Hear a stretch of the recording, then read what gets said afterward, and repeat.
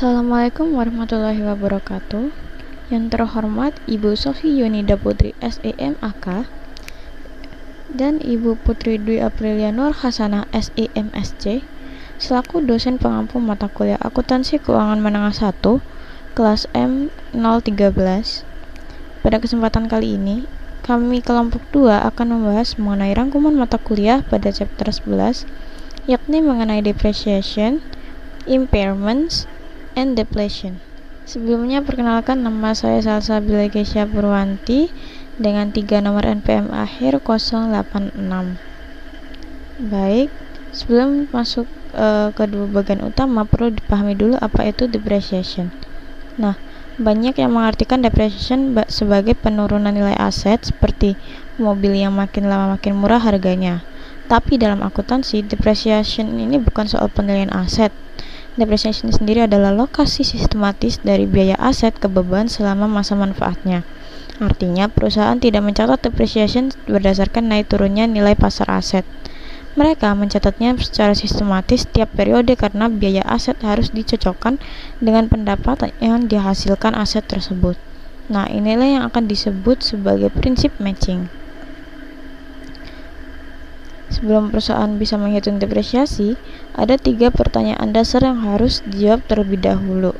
Pertama, apa depreciable base-nya atau berapa dasar biaya yang akan didepresiasi. Kedua, berapa lama useful life aset tersebut. Dan ketiga, metode depreciation apa yang paling tepat digunakan. Nah, jawaban dari ketiga pertanyaan ini melibatkan beberapa estimasi yang digabungkan menjadi satu angka, dan perlu diingat bahwa semua estimasi ini tidak bisa lepas dari ketidakpastian karena tidak ada yang bisa memprediksi masa depan dengan sempurna.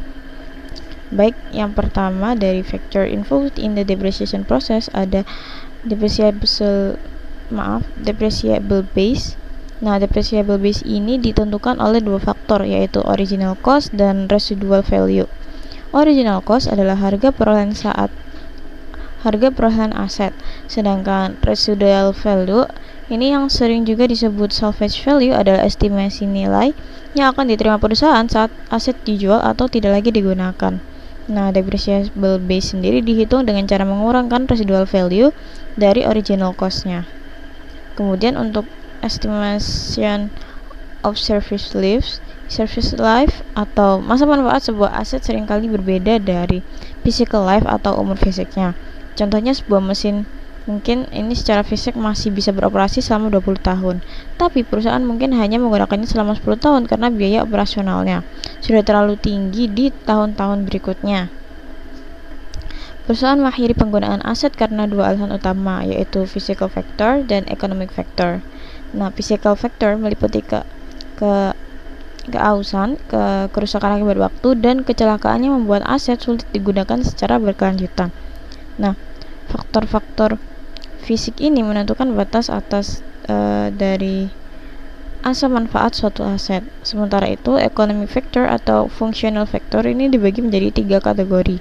Pertama adalah inadequacy, yaitu ketika aset tidak lagi memadai karena kebutuhan perusahaan telah berubah. Misalnya gedung lama yang terlalu kecil untuk menampung produksi yang meningkat. Kedua adalah suppression, yaitu ketika aset digantikan oleh aset lain yang lebih efisien dan ekonomis seperti mainframe komputer yang digantikan oleh PC network. Ketiga adalah obsolescence yang mencakup berbagai situasi lain di luar inadequacy dan suppression. Karena ketiga kategori ini seringkali sulit dibedakan secara jelas, lebih praktis untuk mempertimbangkannya secara kolektif. Nah, sebagai contoh nyata, pertimbangkan sebuah pembangkit listrik tenaga nuklir. Faktor apa yang paling menentukan masa manfaatnya? Fisik atau ekonomi? Ternyata faktor yang paling dominan adalah pertimbangan ekologi, persaingan dari sumber energi lain, dan kekhawatiran sosial keselamatan, bukan umur fisiknya. Sebaliknya, untuk rumah tinggal, faktor fisik jauh lebih berperan dan perawatan yang baik terbukti memperpanjang masa manfaatnya secara signifikan. Kemudian kita akan masuk kepada metode kedua, pembahasan kedua, yaitu methods of depreciation. Nah, metode depresiasi sendiri yang dipilih harus sistematis dan rasional, serta harus mencerminkan pola konsumsi manfaat ekonomis aset tersebut. Untuk mengilustrasikan keempat metode berikut, kita akan menggunakan contoh Stanley Coleman yang membeli sebuah crane seharga $500.000 dengan estimate useful life-nya 5 tahun, estimate residual value-nya $50.000 dan productive life-nya 30.000 jam. Activity method. Metode ini yang juga disebut units of production method mengasumsikan bahwa depreciation adalah fungsi dari penggunaan atau produktivitas, bukan fungsi waktu. Nah, masa manfaat aset diukur berdasarkan output yang dihasilkan atau input seperti jam kerja mesin. Depreciation dihitung dengan membagi depreciable cost dengan total estimasi jam, lalu dikalikan dengan jam yang digunakan di tahun tersebut. Misalnya, jika crane digunakan 4.000 jam di tahun pertama, maka depreciation-nya adalah $500.000 dikurangi dengan $50.000 itu hasilnya akan dibagi 30.000 dan dikalikan 4.000 yang menghasilkan $60.000. Nah, metode ini paling tepat digunakan ketika keausan aset memang bergantung pada seberapa intensif aset digunakan. Kelemahannya, metode ini tidak cocok untuk aset yang penurunannya lebih dipengaruhi oleh waktu, seperti gedung yang mengalami kerusakan akibat cuaca meski jarang digunakan. Kedua, ada straight line method. Metode ini menganggap depreciation sebagai fungsi waktu, bukan penggunaan, dan merupakan metode yang paling banyak digunakan karena kesederhananya.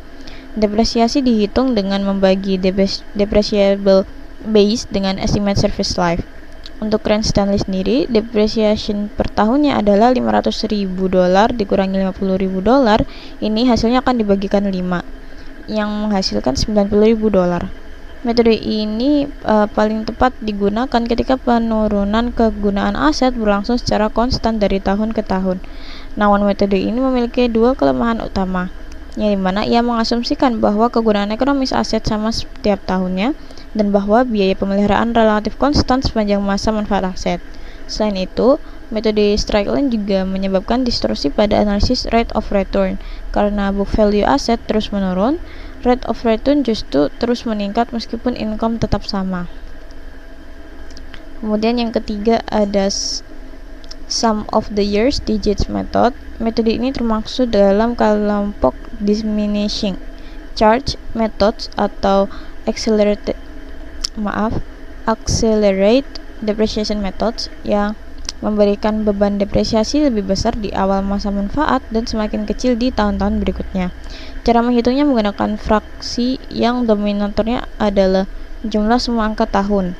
Untuk aset 5 tahun sendiri, denominatornya adalah 5 ditambah 4 ditambah 3 ditambah 2 dan ditambah 1 yang menghasilkan 15. Sementara numeratornya adalah sisa tahun manfaat dari awal tahun tersebut. Sehingga fraksi untuk tahun pertama adalah 5/15.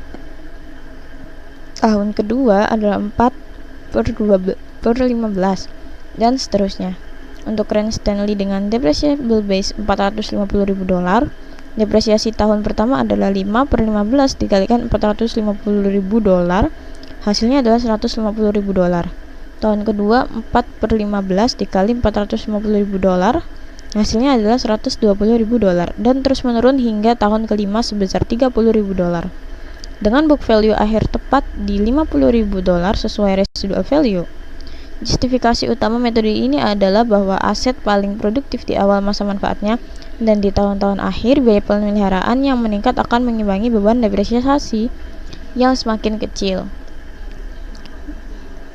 Kemudian pembahasan yang keempat ada declining balance method.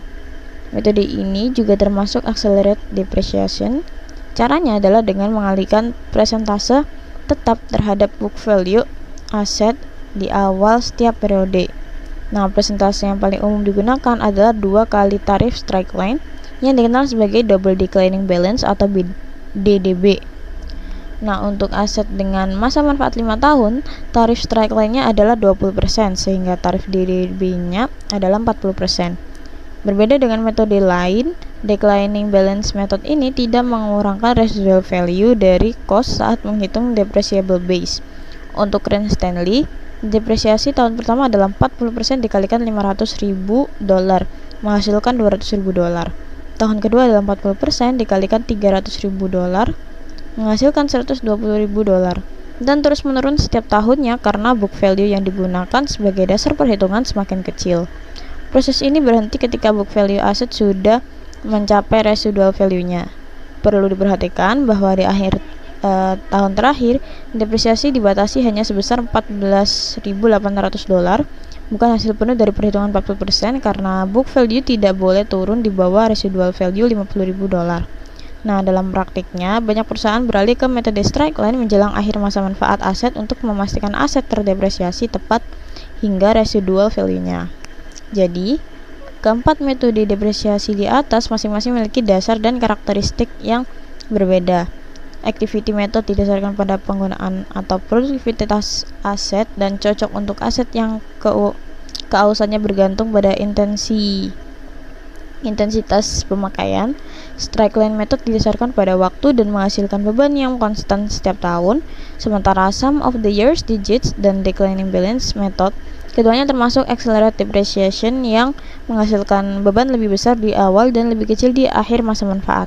Pemilihan metode yang tepat harus mencerminkan pola konsumsi manfaat ekonomis dari aset tersebut, bukan sekedar preferensi atau kenyamanan perusahaan semata. Baik, beralih ke subbab kedua. Setelah memahami konsep dasar dan metode-metode depresiasi, sekarang kita masuk ke beberapa isu lain yang juga penting dalam praktik akuntansi depresiasi.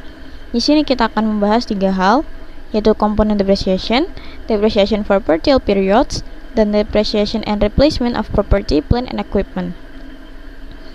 Berdasarkan IFRS, perusahaan diwajibkan untuk menggunakan komponen depreciation. Artinya, setiap bagian dari satu aset tetap yang nilainya signifikan terhadap total biaya aset harus didepresiasi secara terpisah, karena masing-masing komponen bisa memiliki masa manfaat yang berbeda-beda. Sebagai contoh, ketika perusahaan seperti Nokia membeli sebuah gedung, perusahaan harus memisahkan dan mendepresiasi komponen-komponen gedung tersebut secara individual, misalnya fondasi, struktur bangunan, atap, sistem pemanas dan pendingin, serta lift yang masing-masing dengan dan masa manfaatnya sendiri. Untuk memperjelas, kita gunakan contoh Eurasia Airlines yang membeli sebuah pesawat seharga 100 juta euro pada 1 Januari 2023 dengan masa manfaat 20 tahun menggunakan metode straight line. Nah, pesawat tersebut dibagi menjadi 3 komponen, di mana airframe senilai 60 juta euro dengan masa manfaat 20 tahun, engine komponen senilai 32 juta euro dengan masa manfaat 8 tahun, dan other komponen senilai 8 juta euro dengan masa manfaat 5 tahun. Maka depreciation expense untuk masing-masing komponen di tahun 2023 adalah 3 juta euro untuk airframe, 4 juta euro untuk engine components, dan 1.600.000 euro untuk other component, sehingga total depreciation expense tahun 2023 adalah 8.600.000 euro. Meskipun didepresiasi secara terpisah, pesawat tersebut tetap dilaporkan sebagai satu angka dalam laporan posisi keuangan. Kemudian beralih yang kedua mengenai depreciation and partial periods. Dalam praktiknya, perusahaan jarang sekali membeli aset tepat di awal tahun fiskal atau menjualnya tepat di akhir tahun. Lalu bagaimana menghitung depreciation untuk periode yang tidak penuh? Caranya adalah dengan menentukan depreciation expense untuk 1 tahun penuh terlebih dahulu, kemudian mengalokasikannya secara proporsional sesuai dengan periode kepemilikan aset di tahun tersebut. Sebagai contoh, Steel Tex Ltd membeli mesin senilai 45.000 pound pada 10 Juni 2022 dengan masa manfaat 5 tahun dan tanpa residual value menggunakan metode straight line. Depreciation untuk 1 tahun penuh adalah 45.000 pound dibagi 5 menghasilkan 9.000 pound. Karena mesin baru digunakan selama 6 bulan lebih di tahun 2022, maka depreciation yang diakui di tahun tersebut adalah 62/3 dibagi 12 dikalikan 9.000 pound menghasilkan 5.000 pound. Perhitungan ini memang relatif mudah untuk metode straight line, namun untuk metode akselerasi seperti SJD atau DDB, prosesnya sedikit lebih kompleks karena tarif depreciation berubah setiap tahun. sehingga perlu mempertimbangkan dua tarif yang berbeda untuk 1 tahun kalender yang sama. Dalam praktiknya, ada beberapa kebijakan yang bisa digunakan perusahaan untuk menyederhanakan perhitungan partial period ini. Di antaranya tidak mengakui depresiasi di tahun perolehan dan mengakui penuh di tahun pelepasan. Mengakui setengah tahun baik di tahun perolehan maupun pelepasan yang dikenal sebagai half year convention, atau mengakui penuh di tahun perolehan dan tidak sama sekali di tahun pelepasan. Perusahaan bebas memilih salah satu kebijakan ini selama diterapkan secara konsisten. Namun secara umum, kecuali ditentukan lain, depreciation biasanya dihitung berdasarkan bulan penuh terdekat. Baik, kita masuk pembahasan ketiga mengenai depreciation and replacement of property, plant and equipment. Di mana ada kesalahpahaman yang cukup umum mengenai depresiasi, yaitu anggapan bahwa depresiasi menyediakan dana untuk mengganti aset tetap yang sudah habis masa manfaatnya. Nah, anggapan ini tidak tepat. Depresiasi memang prinsip dengan beban lainnya dalam hal mengurangi net income. Namun, ia berbeda karena tidak melibatkan pengeluaran kas di periode berjalan. Depresiasi hanyalah alokasi biaya dan bukan pembentukan dana. Untuk mengilustrasikannya, bayangkan sebuah perusahaan yang memulai operasinya hanya dengan aset tetap senilai $500.000 dengan masa manfaat 5 tahun dan sama sekali tidak menghasilkan pendapatan selama periode tersebut. Setiap tahun perusahaan mencatatkan depresiasi sebesar $100.000, sehingga total depresiasi selama 5 tahun adalah $500.000. Di akhir tahun kelima, nilai aset sudah menjadi nol dan ekuitas perusahaan juga nol karena seluruhnya tergerus oleh kerugian dari beban depresiasi. Tidak ada dana yang terkumpul untuk membeli aset baru. Dana untuk penggantian aset sebenarnya berasal dari pendapatan yang dihasilkan melalui penggunaan aset tersebut, bukan dari depresiasi itu sendiri. Jadi tanpa pendapatan, tidak ada kas yang masuk dan tidak ada dana untuk penggantian aset. Untuk materi berikutnya akan dijelaskan oleh rekan saya, dipersilahkan. Waktunya, sebelumnya perkenalkan, nama saya Ali Fatur Mustafa dengan NPM 2101301109. Jadi di sini saya akan melanjutkan penjelasan mengenai revisi tarif depresiasi. Nah, bagaimana seharusnya jika perusahaan melakukan revisi tarif depresiasi? Nah, ini ada 3 aspek. Yang pertama, diperhitungkan dalam periode berjalan dan bersifat prospektif. Nah, prospektif di sini artinya itu hanya melihat ke depan. Nah, terus ini ada yang kedua, tidak ditangani secara retrospektif. Jadi untuk revisi tarif depresiasi ini kita itu hanya melihat secara prospektif, melihat ke depan, tidak diperkenankan untuk melihat depresiasi yang sudah berlalu atau melihat ke belakang. Nah, ini tidak dianggap sebagai kesalahan atau item luar biasa. Baik, kita lanjut ke pembahasan soal. Di sini ada Arcadia membeli peralatan seharga $510.000 yang diperkirakan memiliki umur manfaat 10 tahun dengan nilai sisa sebesar $10.000. Nah, depresiasi telah dicatat selama 7 tahun dengan basis garis lurus. Pada tahun 2019, tahun ke-8, ditetapkan bahwa estimasi total umur menjadi 15 tahun dengan nilai sisa $5.000. Jadi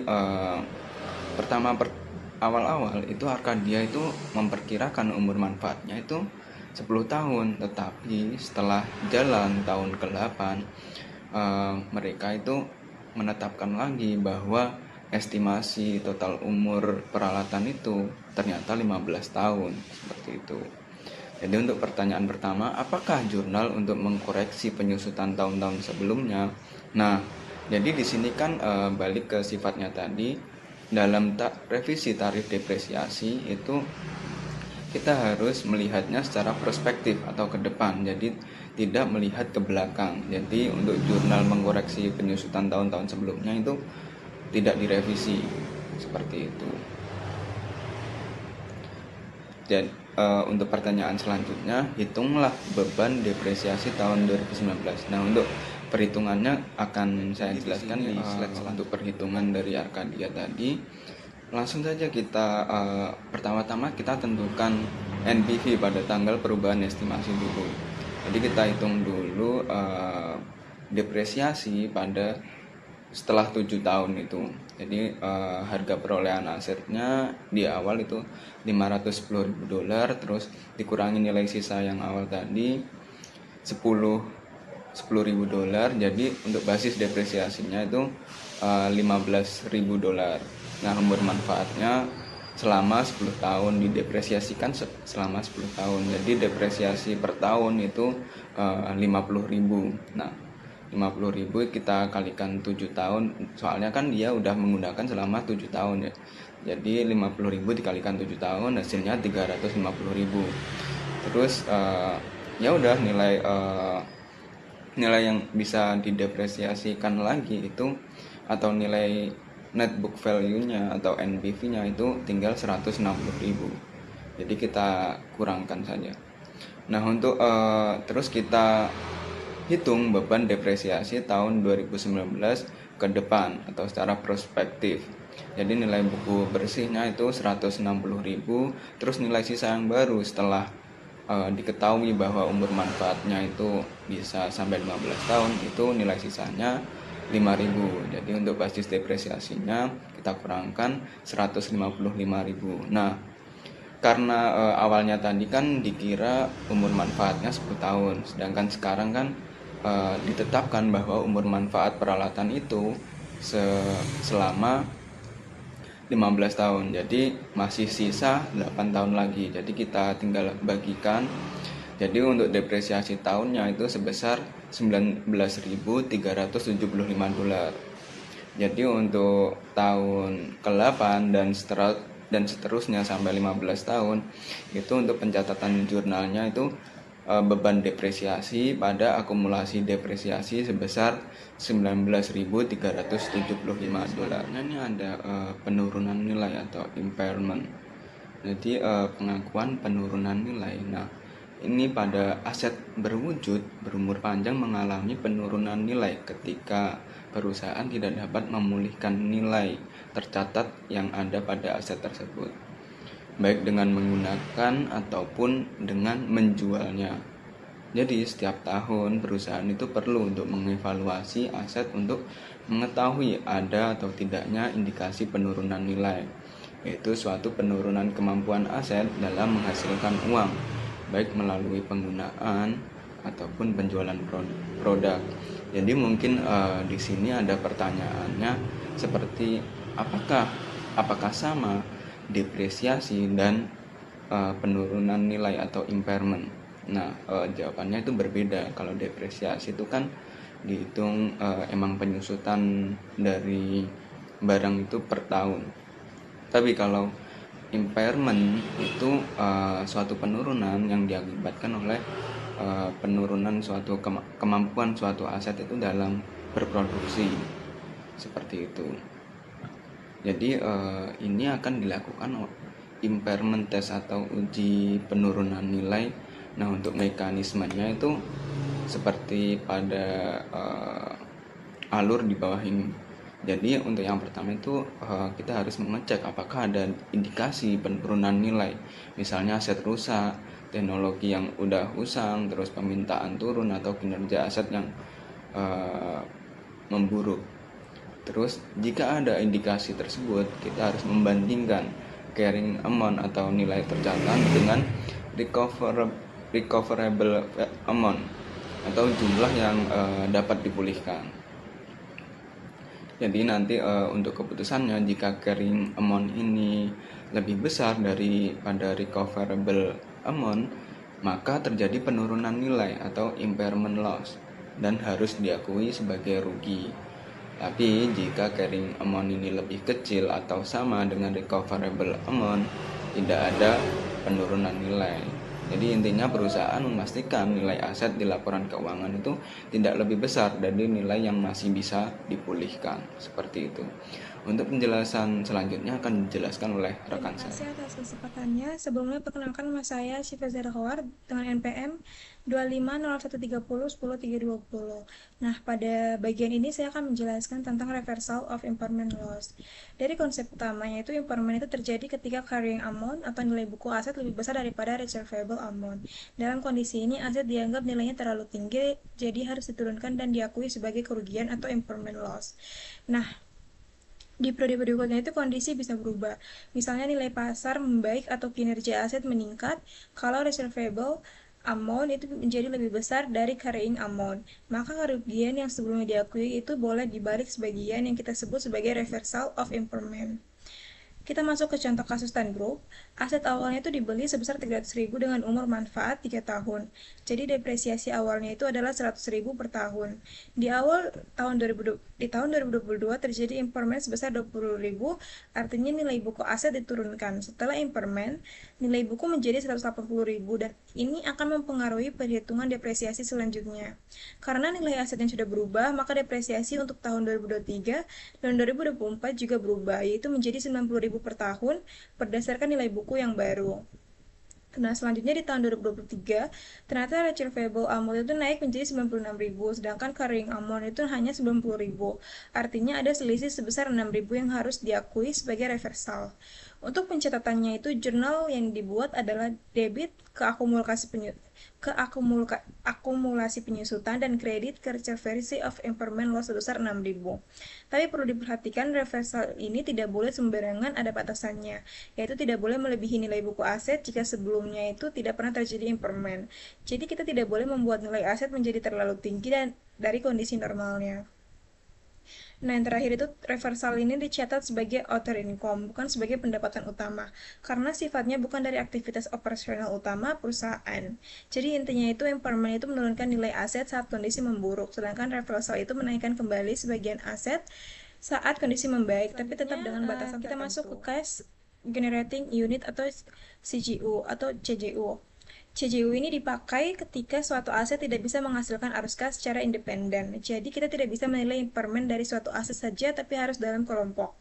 Secara definisi, CJU adalah kelompok aset terkecil yang bisa menghasilkan arus kas masuk yang independennya dari aset lainnya. Contohnya itu misalnya ada divisi produksi dan divisi pemasaran. Produksi menghasilkan barang tapi tidak bisa menghasilkan kas tanpa pemasaran. Jadi keduanya saling bergantungan.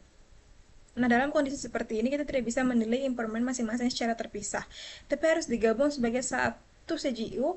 Dalam praktiknya, kalau kita mau uji impairment untuk CGU, kita bandingkan juga antara carrying amount dari seluruh aset dalam CGU dengan reservasi amount CGU-nya tersebut. Kalau carrying amount lebih besar, berarti terjadi impairment dan kerugian dialokasikan ke aset-aset dalam CGU tersebut. Jadi intinya CGU ini penting supaya nilai aset lebih realistis, terutama untuk aset yang tidak berdiri sendiri dalam menghasilkan arus kas. Nah, selanjutnya itu di bagian samping ada impairment of asset to be disposed of, yaitu kondisi ketika perusahaan sudah tidak ingin menggunakan aset dalam operasional tetapi berniat untuk menjualnya. Kalau aset sudah masuk kategori ini, maka perlakuannya berbeda dengan aset biasa. Aset tidak lagi dinilai berdasarkan penggunaan, tapi berdasarkan nilai yang bisa diperoleh dari penjualannya. Karena itu, aset diukur menggunakan lower of cost atau net realizable value, yaitu nilai wajar dikurangi biaya untuk menjual. Tujuannya itu supaya nilai aset mencerminkan jumlah kas yang benar-benar akan diterima perusahaan. Nah, selanjutnya selama aset tersebut diklasifikasi sebagai held for disposal, perusahaan tidak lagi melakukan depresiasi atau amortisasi. Hal ini karena aset tidak lagi digunakan untuk menghasilkan pendapatan tapi akan dijual, jadi perlakuannya itu mirip seperti persediaan. Kemudian aset ini akan dinilai ulang setiap periode dengan metode yang sama, yaitu lower of cost atau NRV. Jadi nilainya itu bisa turun atau naik tergantung kondisi pasar. Tapi kalau nilainya naik, ada batasannya, yaitu tidak boleh melebihi nilai buku sebelum impairment terjadi. Jadi perusahaan tidak boleh menaiki nilai aset secara berlebihan. Terakhir, setiap keuntungan atau kerugian dari perubahan nilai ini akan dilaporkan dalam other income atau dan expense sebagai bagian dari operating income. Contohnya itu seperti kasus Kroger, yaitu mencatat impairment sebesar 54 juta dolar karena ada penutupan toko, dan kemudian nilai aset tersebut berdasarkan NRV untuk mencerminkan nilai kas yang akan diterima dari penjualannya. Jadi intinya kalau aset sudah tidak digunakan dan akan dijual, maka fokus penilaiannya itu berubah dan penggunaannya itu menjadi penjualan.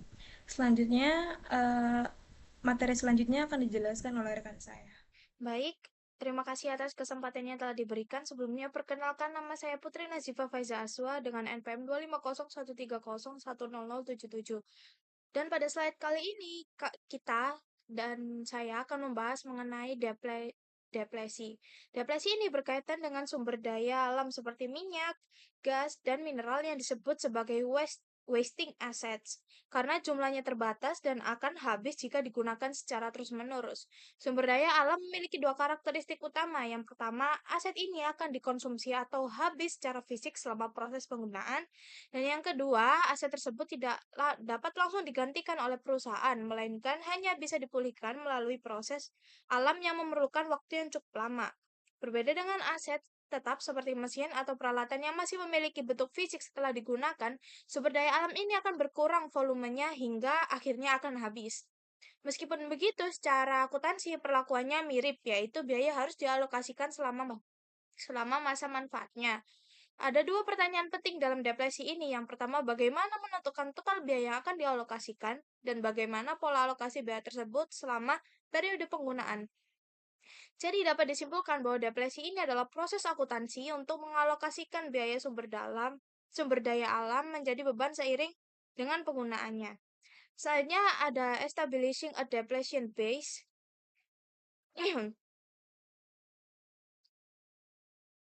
atau penentuan dasar depresi. Dasar depresi sendiri terdiri dari 3 jenis biaya utama. Yang pertama ada biaya praeksplorasi, yaitu biaya awal seperti survei yang langsung akan dibebankan. Yang kedua ada biaya eksplorasi dan evaluasi. Pada tahap ini perusahaan dapat memilih dua metode, yaitu full cost yang dimana semua biaya dikapitalisasi atau successful efforts yang dimana hanya biaya yang berhasil saja yang dikapitalisasi. Ketiga, biaya pengembangan yang muncul setelah proyek dinyatakan layak.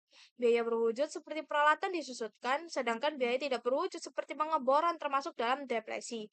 Selain itu, biaya restorasi lingkungan juga dimasukkan ke dalam dasar depresi dan nilai residu akan dikurangkan. Jadi, dasar depresi mencerminkan seluruh biaya yang terkait dengan memperoleh dan menyiapkan sumber daya alam untuk digunakan. Untuk selanjutnya, kita akan membahas mengenai right of resource cost atau penghapusan biaya sumber daya atau depresi. Setelah dasar depresi ditentukan, biaya akan dialokasikan menggunakan metode unit produksi, yaitu berdasarkan jumlah yang akan dihasilkan. Rumusnya yaitu total biaya dikurangi dengan residu, dibagi dengan total estimasi unit untuk mendapatkan tarif per unit. Kemudian dikalikan dengan jumlah produksi untuk memperoleh beban depresi. Dalam pencatatan, perusahaan mendebit persediaan dan mengkredit akun akumulasi depresi. Saat produknya terjual, biaya depresi akan masuk ke dalam harga pokok penjualan dan di laporan keuangan aset dijadikan sebesar nilai bersih setelah dikurangi akumulasi depresi. Dan selanjutnya kita akan membahas mengenai perubahan estimasi cadangan. Perusahaan dapat mengubah estimasi cadangan ini karena adanya informasi yang baru atau perkembangan teknologi sesuai dengan zaman yang semakin modern. Perubahan ini diperlakukan sebagai perubahan estimasi akuntansi sehingga tidak mengubah data masa lalu, tetapi diterapkan ke periode berikutnya.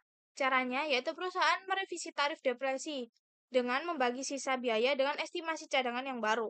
Hal ini wajar karena estimasi sumber daya alam memiliki tingkat ketidakpastian yang tinggi.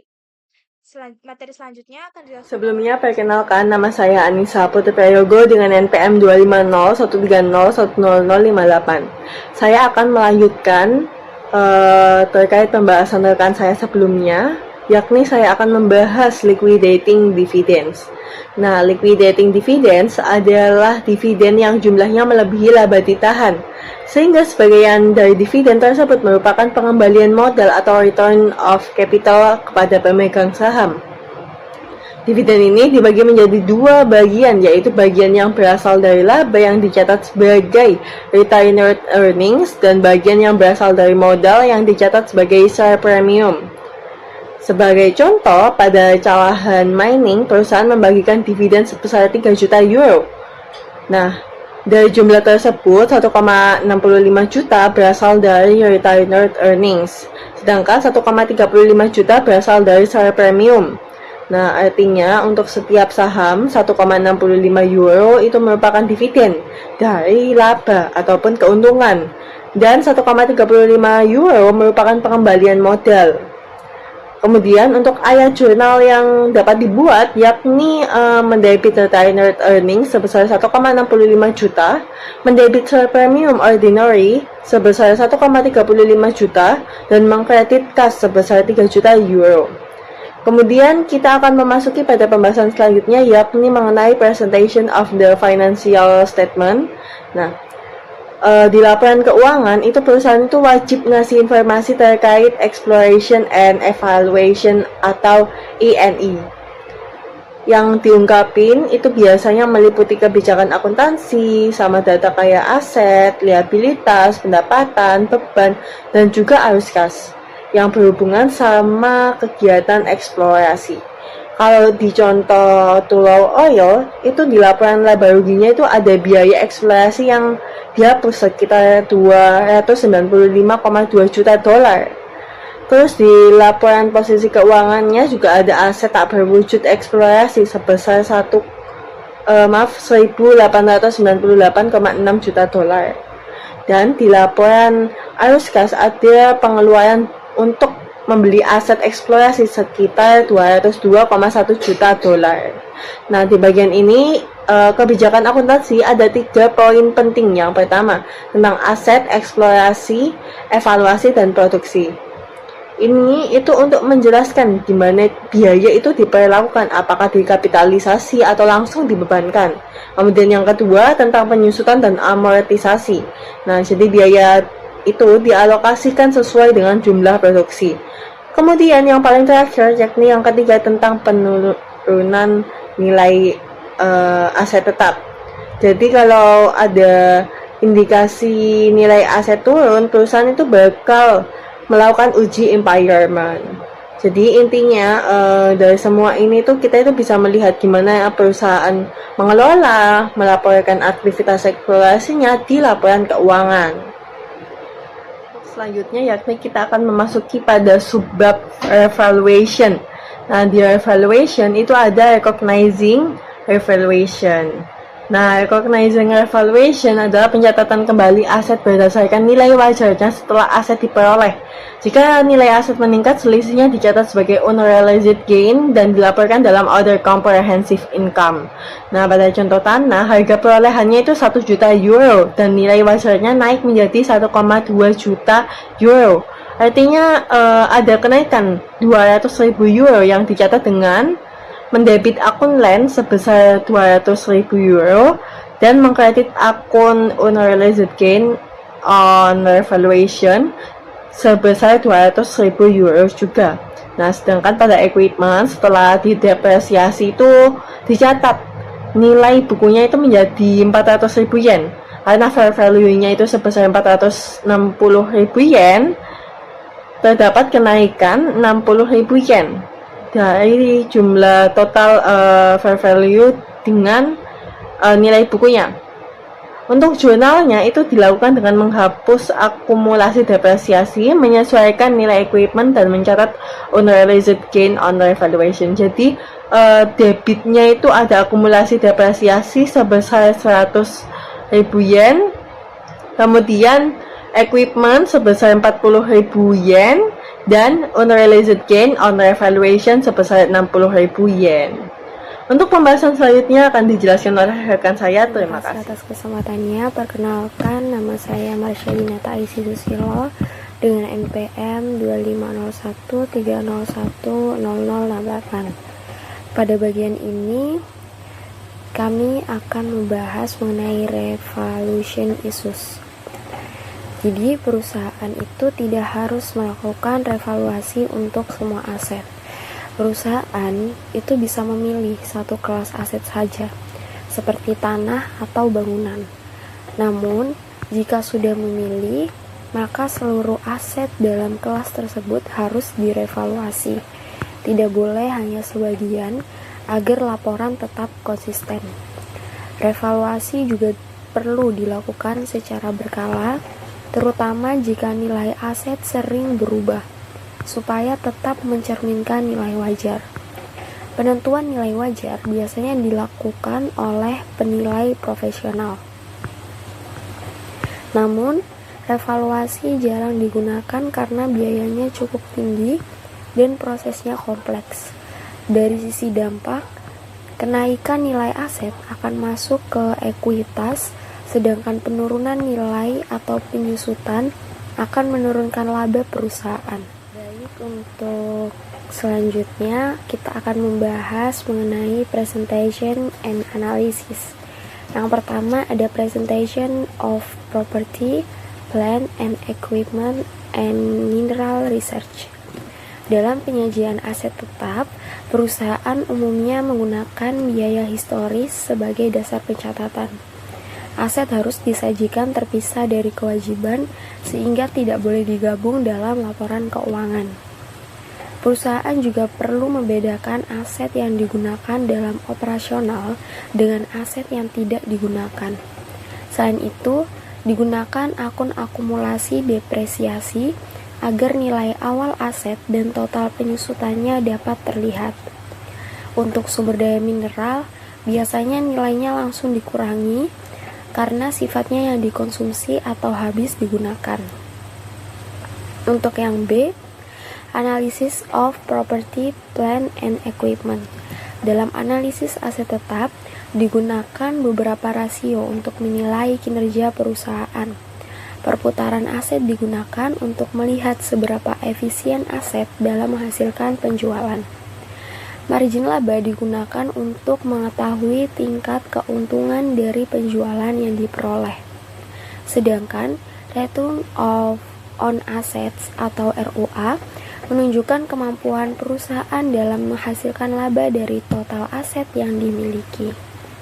Ketiga ukuran ini saling berkaitan karena ROA dipengaruhi oleh margin laba dan juga perputaran aset, sehingga memberikan gambaran yang lebih lengkap tentang kinerja perusahaan. Pemaparan materi dari kelompok kami, mohon maaf apabila kami terdapat kesalahan dalam penyampaian. Terima kasih atas perhatiannya. Baik, sebelumnya perkenalkan nama saya Alifatur Mustafa dengan NPM 2101 3010109. Jadi di sini saya akan menjelaskan pembahasan soal dari berikut. Pada tanggal 1 November 2023, Trinitan mengontrak Bangtan Construction untuk membangun gedung seharga 1.400.000.000 di atas tanah seharga 100 juta yang dibeli dari kontraktor dan termasuk dalam pembayaran pertama. Nah, Syala melakukan pembayaran berikut kepada perusahaan konstruksi selama tahun 2023. Untuk pada tanggal 1 Januari, dia melakukan pembayaran sebesar 210 juta, Maret 300 juta, Mei 540 juta, dan pada bulan Desember 450 juta. Jadi untuk totalnya sebesar 1.500.000.000. Jadi ini total dari gedung dan tanahnya sejumlah 1.500.000.000. Jadi untuk Bangtan Construction itu menyelesaikan bangunan tersebut siap huni pada tanggal 31 Desember 2023. Nah, Trinitan memiliki utang berikut pada tanggal 31 Desember 2023. Utang Trinitan yang secara spesifik berhubungan dengan konstruksi ini bunga 15%, wesel bayar 3 tahun untuk pembelian tanah dan pembangunan gedung tanggal 31 Desember 2022 dengan bunga dibayarkan setiap 750 juta per tahun pada tanggal 31 Desember. Nah, ini ada utang Trinitan lainnya. Untuk yang pertama, bunga 10%, wesel bayar 5 tahun, tanggal 31 Desember 2019, dengan bunga yang dibayarkan setiap tahun pada tanggal 31 Desember sebesar 550 juta. Untuk yang kedua, ini ada bunga 12% dengan obligasi 10 tahun yang diterbitkan 31 Desember 2018 dengan bunga yang dibayarkan setiap tahun pada tanggal 31 Desember sejumlah 600 juta. Jadi untuk soal yang pertama ini ada kita disuruh untuk menghitung akumulasi pengeluaran rata-rata tertimbang untuk tahun 2023. Jadi di sini ada tabel untuk menghitung pengeluaran rata-rata tertimbang untuk tahun 2023. Jadi kita hitung itu berapa bulan terpakai dari pembayaran tersebut. Untuk pembayaran yang pertama itu ada 1 Januari dengan pengeluaran sebesar 210 juta. Nah, untuk bulan terpakai dia dari Januari ke Desember itu ada 12 bulan, jadi kita kalikan saja 210 dikalikan 12 per 12 hasilnya sama, yaitu 210 juta rupiah. Untuk yang Maret, yaitu kita menghitungnya dari Maret sampai Desember, itu ada 10 bulan. Jadi kita kalikan 300 dikalikan 10 dibagi 1 tahun atau 12 bulan. Jadi pengeluaran rata-rata tertimbangnya untuk yang pembayaran kedua ini 250 juta. Untuk yang Mei sampai Desember itu ada 8 bulan, jadi kita kalikan 540 juta dikalikan 8 per 12. Jadi hasilnya 360 juta. Nah, untuk Desember ini kan bulan terpakainya kan nol, soalnya kan dia pada hari H atau pelunasan 450 juta dikalikan nol dibagi 12 hasilnya nol. Jadi kita di sini langsung saja kita total untuk tahun 2023 yaitu sebesar 820 juta rupiah. Jadi untuk pengeluaran rata-rata tertimbang untuk tahun 2023 yaitu sebesar 820 juta rupiah. Nah, untuk pembahasan soal selanjutnya akan dijelaskan oleh rekan saya. Terima kasih.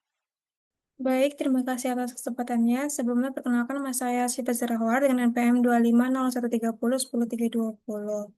Nah, di sini saya akan menjelaskan pada bagian B untuk melanjutkan penjelasan dari bagian A yang sudah dijelaskan oleh rekan saya sebelumnya. Nah, untuk bagian B ini kita menghitung bunga yang dapat dihindarkan atau avoidable interest, yaitu jumlah bunga yang seharusnya bisa dihindarkan jika perusahaan tidak melakukan pengeluaran untuk pembangunan aset tersebut karena bunga yang dikapitalisasi adalah bunga yang dapat diatribusikan langsung terhadap pembangunan aset. Nah, langkah pertama itu kita menggunakan hasil dari bagian A, yaitu Weighted Average Accumulated Expenditures atau WAAE, sebesar 820 juta. Nah, angka ini menunjukkan rata-rata dana yang digunakan selama periode pembangunan. Selanjutnya kita lihat ke sumber pembiayaan. Perusahaan memiliki pinjaman khusus sebesar 750 juta rupiah dengan bunga 15%, maka pinjaman ini memang digunakan khusus untuk proyek. Maka kita prioritaskan terlebih dahulu untuk menutup WAAE. Dan sini kita hitung bunga dari pinjaman khusus. Nah, bunga dari pinjaman khusus itu ada 750 juta dikali 15% menghasilkan 112.500.000. Kemudian, karena WAAE-nya totalnya 820 juta, sementara pinjaman khusus hanya sebesar 750 juta, maka masih ada sisa sebesar 820 juta dikurangi 750 juta, yaitu sisa 70 juta rupiah. Jika diasumsikan di biaya dari pinjaman umum, kita bisa menggunakan tarif rata-rata tertimbang. Pinjaman umum terdiri dari 550 juta rupiah dengan bunga 10%, maka hasilnya total bunga adalah 55 juta rupiah. Nah, selanjutnya yang kedua itu ada 600 juta rupiah dengan bunga 12%, maka akan menghasilkan 72 juta rupiah. Nah, total bunga dari pinjaman umum adalah 55 juta ditambah 72 juta, sama dengan 127 juta rupiah. Nah, total pinjaman umum itu adalah 550 juta ditambah 600 juta, sama dengan 1 miliar 150 juta rupiah. Sehingga tarif rata-rata tertimbang adalah 127 juta dibagi 1 miliar 150 juta rupiah, yaitu 11,4%. Nah, tarif ini kemudian digunakan untuk menghitung bunga atas sisa WAAE, yaitu 70 juta dikali 11,4% menghasilkan 7.700.000 Rp30.000. Nah, terakhir kita jumlahkan seluruh bunga yang dihindarkan sebesar 112.500.000 rupiah ditambah 7.730.000, maka sama dengan 120.230.000 rupiah. Jadi total available interest atau bunga yang dapat dikapitalisasi adalah sebesar 120 juta 230.000 rupiah. Kemudian sesuai teori angka ini akan dibandingkan dengan bunga aktual pada bagian C dan yang digunakan adalah nilai yang lebih kecil. Untuk bagian C, selanjutnya akan dijelaskan oleh rekan saya. Baik, terima kasih atas kesempatannya. Perkenalkan, saya Putri Nasifa Faiza Aswa dengan NPM 25013010077. Di sini saya akan menjelaskan jawaban dari soal yang telah saya kerjakan, yaitu 1C, yang dimana berapa sih total bunga yang akan dikeluarkan sesungguhnya. Perlu dipahami bahwa di sini kita tidak lagi menggunakan perhitungan WAAE atau pembobotan. Kita hanya menjumlahkan seluruh bunga dari utang yang ada. Yang pertama, dari utang khusus konstruksi sebesar 750 juta dengan bunga 15%, jadi sehingga bunganya ada 12.500.000 rupiah. Yang kedua, utang lainnya yaitu utang 550 juta dengan bunga 10% dan menghasilkan bunga sebesar 55 juta, dan terakhir ada biaya utang 600 juta dengan bunga 12% sehingga menghasilkan total bunga 72 juta. Kemudian seluruh bunga tersebut dijumlahkan sehingga mencapai hasil 239.500.000 rupiah. Jadi total yang akan dikeluarkan sesungguhnya pada selama tahun 2023 ini yaitu sebesar 239.500.000 rupiah. Nilai ini nantinya akan dibandingkan dengan bunga yang dapat dihindarkan karena dalam akuntansi bunga yang dikapitalisasi ada nilai yang lebih kecil di antara keduanya. Lalu untuk soal selanjutnya akan dijelaskan oleh rekan saya. Terima kasih. Sebelumnya, perkenalkan nama saya Anissa Putri Prayogo dengan NPM 25013010058. Saya akan menjelaskan pada instruksi yang kedua, yakni soal A. Soal menjelaskan tentang akuisisi dari PPE. Nah, saya sudah mendapatkan soal yang akan kita bahas setelah ini, yakni PT Sejahtera Abadi pada tanggal 1 Februari 2024 membeli sebuah mesin produksi dengan harga 600 juta rupiah. Supaya mesin tersebut dapat digunakan, perusahaan mengeluarkan beberapa biaya tambahan, yaitu biaya pengiriman sebesar 8 juta rupiah, biaya asuransi selama pengiriman sebesar 2 juta rupiah, biaya instalasi mesin sebesar 3% dari harga mesin, serta biaya pengujian atau testing sebesar 1% dari harga mesin. Pembelian mesin tersebut dilakukan dengan membayar kas sebesar 40% dari total biaya perolehan, sedangkan sisanya dibayar menggunakan wesel bayar tanpa bunga yang akan dilunasi dalam 4 kali angsuran bulanan dengan jumlah yang sama. Oke, di sini diminta A. Hitung total harga perolehan mesin produksi tersebut. B. Buat jurnal untuk mencatat perolehan mesin. C. Buat jurnal untuk mencatat pembayaran angsuran setiap bulannya. Nah, kita akan menghitung yang A dulu, yakni A. Di sini kita sudah ada di soalnya semuanya. Dan perlu kita ketahui teman-teman, kalau misalnya akuisisi itu lebih condong ke pembelian. Dan pasti semua hal ini tuh akan ditambah ataupun dijumlahkan untuk mendapatkan total harga perolehan mesin produksi. Nah, jadi kita tinggal masukin aja nih apa yang ada informasi di soal. Harga mesin produksinya kan 600 juta rupiah, kita inputkan di sini. Biaya pengirimannya 8 juta rupiah. Kita inputkan di sini biaya asuransinya kan 2 juta sesuai soal. Kita tambahkan lagi di sini biaya instalasi mesin ini 3% dari harga mesin. Nah, gimana ini cara ngitungnya? Harga mesinnya kan kita udah ketahui nih. Membeli sebuah mesin produksi dengan harga 600 juta rupiah. Jadi 600 juta rupiah ini dikalikan 3% untuk mendapatkan biaya instalasi mesin. Maka total hasilnya 18 juta rupiah. Kemudian biaya pengujian atau testing di sini kan 1% dari harga mesin. Caranya juga sama seperti yang instalasi mesin. 600 juta rupiah dikalikan 1% hasilnya 6 juta. Kemudian untuk total harga perolehan mesin produksi kita jumlahkan aja mulai dari harga mesin produksi hingga biaya pengujian atau testing. Maka ketemulah 634 juta rupiah. Kemudian kita lanjut nih yang B, dua jurnal untuk mencatat perolehan mesin. Nah, kalau misalnya untuk buat jurnal untuk mencatat perolehan itu jurnalnya itu pasti apa pada kas dan utang biasanya gitu. Tapi kalau kan di sini kan kita sudah diketahui di soal nih kalau misalnya sisanya dibayar menggunakan wesel bayar, jadinya kita pakainya wesel bayar. Jadi di sini kalau misalnya nih soalnya itu vending mesin. Nah, kita tulisnya di sini itu vending mesin bukan mesin. Karena soal kita ini mesin produksi, kita tulisnya mesin, pada kas, dan wesel bayar. Nah, mesinnya ini berapa? Mesinnya 634 juta rupiah diperoleh dari harga perolehan mesin produksi. Kemudian kasnya kok bisa beda 253 600 ribu rupiah. Itu kita peroleh dari informasi soal.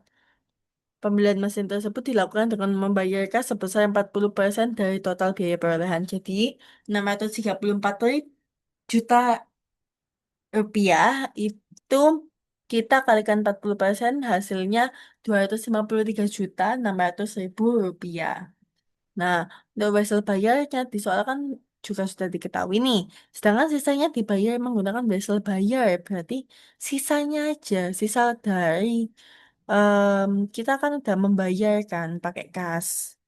Membayar mesinnya. Kita udah ngeluarin kasnya itu sebesar 40%. Nah, berarti kan masih ada sisa nih buat kita membayarkan lagi. Jadi kita itu masih punya utang lah ibarat kata gitu. Masih punya utang sebesar 380.400.000 rupiah. Dapat dari mesin dikurangi kas. Maka kita dapatlah wesel bayar ini. Kemudian yang C, buat jurnal untuk mencatat pembayaran angsuran setiap bulan. Nah, di sini kan sudah diketahui juga 4 kali angsuran bulanan dengan jumlah yang sama. Berarti nanti angsuran tiap bulannya itu jumlahnya itu sama, nggak ada naik, nggak ada turun. Tuh. Nah, karena di sini itu biasanya itu ada juga lagi informasi soal kalau misalnya di sini kan tanggal 1 Februari 2024. Nanti itu em, angsuran sampai 1 Mei tahunnya sekian gitu. Maaf, 1 Mei 2020 sekian gitu ya.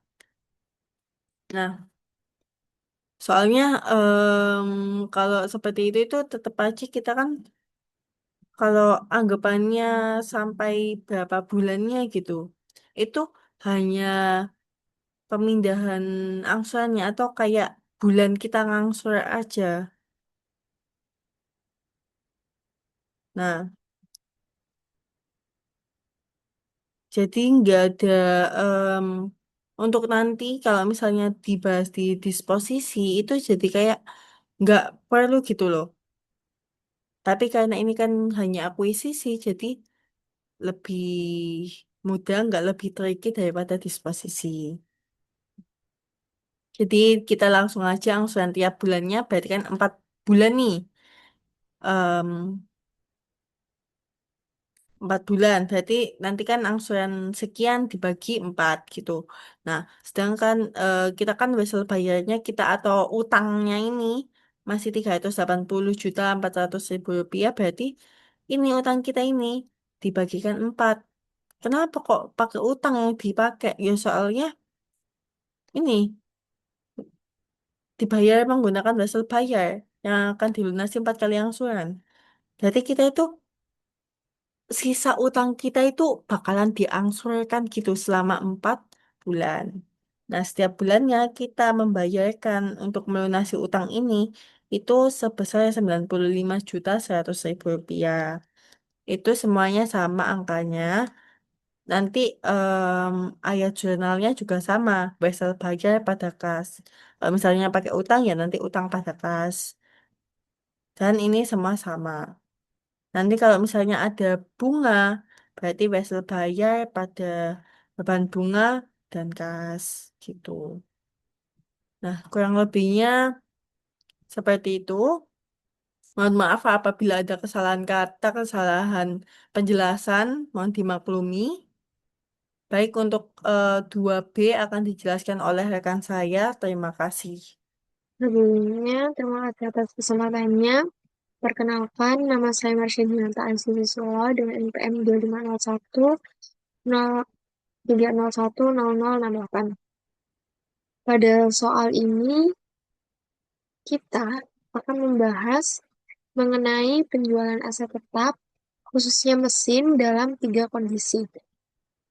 Dijual dengan laba, equal atau impas, tidak ada laba maupun rugi, dan rugi. Diketahui soal ini adalah PT Maju Jaya menjual sebuah mesin pada tanggal 31 Desember 2025. Data terkait mesin tersebut adalah sebagai berikut. Harga perolehan mesin 100 juta, akumulasi penyusutan 60 juta. Sehingga kita hitung terlebih dahulu nilai buku yang diperoleh dari harga perolehan dan dikurangi dengan akumulasi penyusutan. Nih, nilai buku sama dengan harga perolehan dikurangi dengan akumulasi penyusutan, yaitu 100 juta dikurangi dengan 60 juta, sehingga didapat nilai buku sebesar 40 juta. Nah, nilai buku ini menjadi dasar untuk menentukan apakah perusahaan mengalami laba atau rugi saat menjual aset. Selanjutnya, kita diminta untuk buat jurnal mencatat penjualan mesin dalam kondisi berikut. Yang A, terlebih dahulu mesin dijual seharga 50 juta. Kondisi pertama, dijual di atas nilai buku atau untung.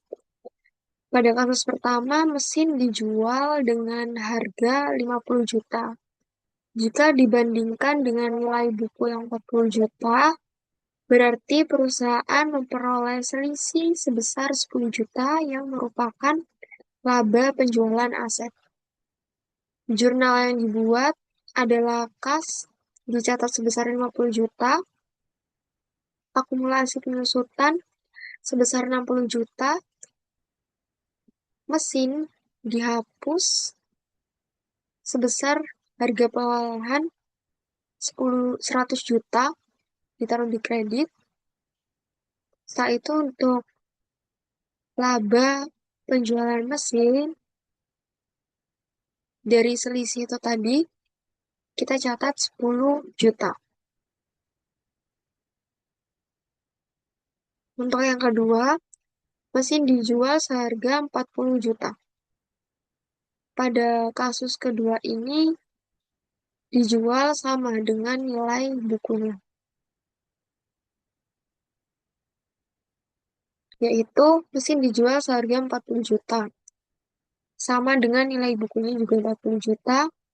Karena tidak ada selisih, maka perusahaan tidak mengalami laba maupun rugi.